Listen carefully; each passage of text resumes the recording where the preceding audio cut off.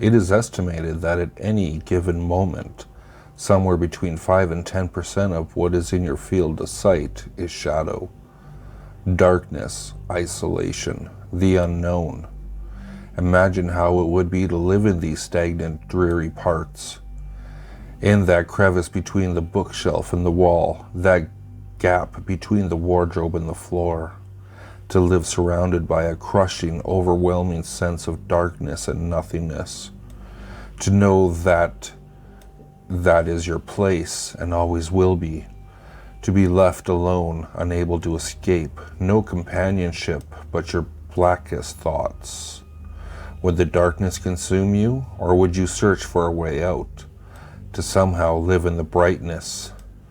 No wonder when I lie in bed, awake at night, the house begins to creak and starts to come to life.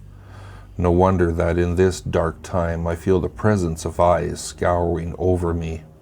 No wonder we hear so many stories of those who die in their sleep.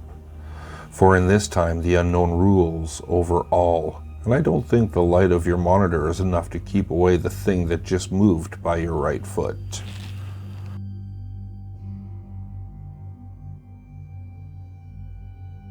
One night, a man had a nightmare. It was the most frightening thing he had ever experienced. In the dream, he found himself walking in a desert.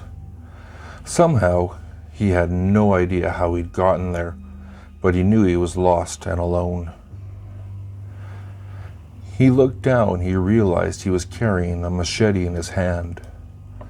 The long, cold steel blade looked razor sharp. The sun was beating down and the heat was intense.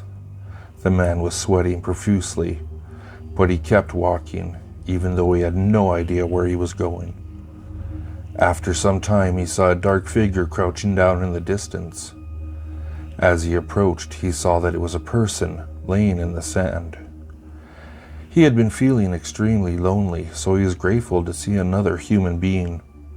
He quickly ran up to the man and bent over to help him up. However, when he turned the man over, he took one look at his face and recoiled in horror. He was looking at himself.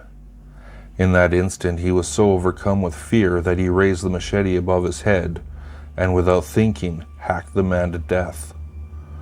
Horrified by what he had just done, he dropped the weapon and started running through the desert, trying to get away, as far away from the place as possible. With every step, his feet sank further into the sand, but he kept on going, driven by terror and panic. Eventually, he stumbled and fell to the ground. Lying in the sand, he realized that he had sprained his ankle. He couldn't walk another step. There was nothing he could do except lie there where he had fallen. After a while, he looked up and saw something in the distance. It was the figure of a man approaching across the wide expanse of desert. As the man approached, he waited until he could see his face clearly.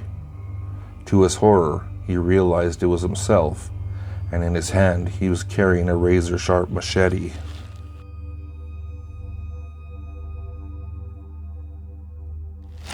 There was once a boy named Chris who loved to meet new kids and play games.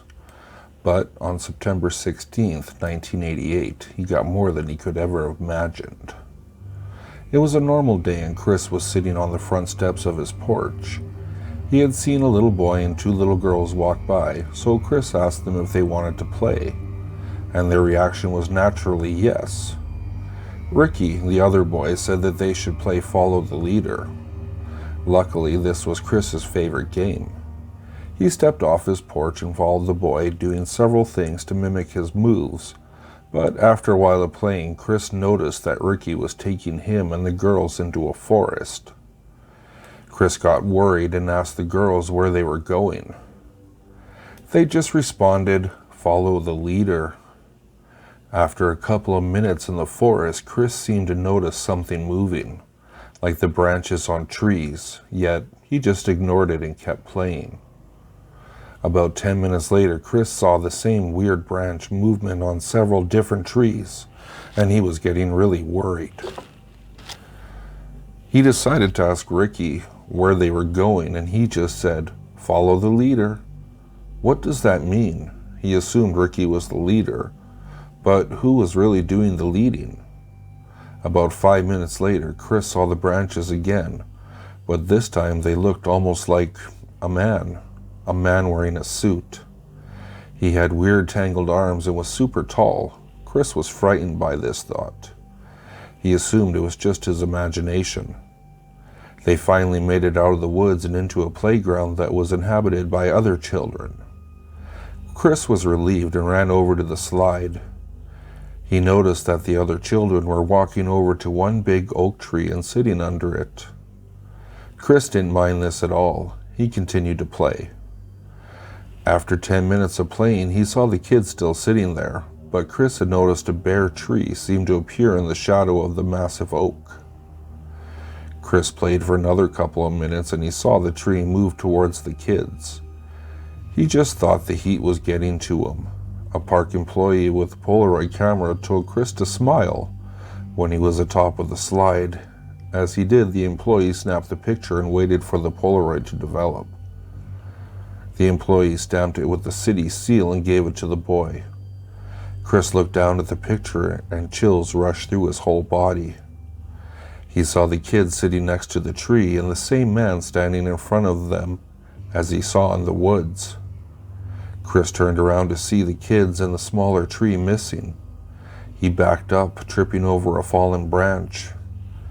He remembered that there were no trees by the slide.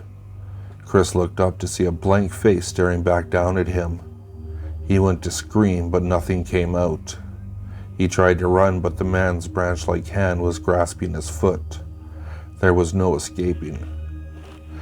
After his mother came to the park to find her son completely missing, in his place was the photograph.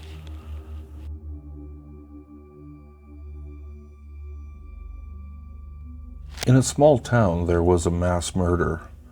Police went to investigate. Trying not to tread on the bodies, they took pictures of each one. One policeman saw something on the opposite wall, but he couldn't read it. He walks over to it and sees the numbers 7734 in calculator form, written in blood. When taking pictures of this, he turned his camera upside down and told an approaching police officer. When he pointed with the hand that the camera was in, he accidentally took a picture of the upside down numbers. He was about to delete the picture when he realized something. The numbers were now a word. The word was hell.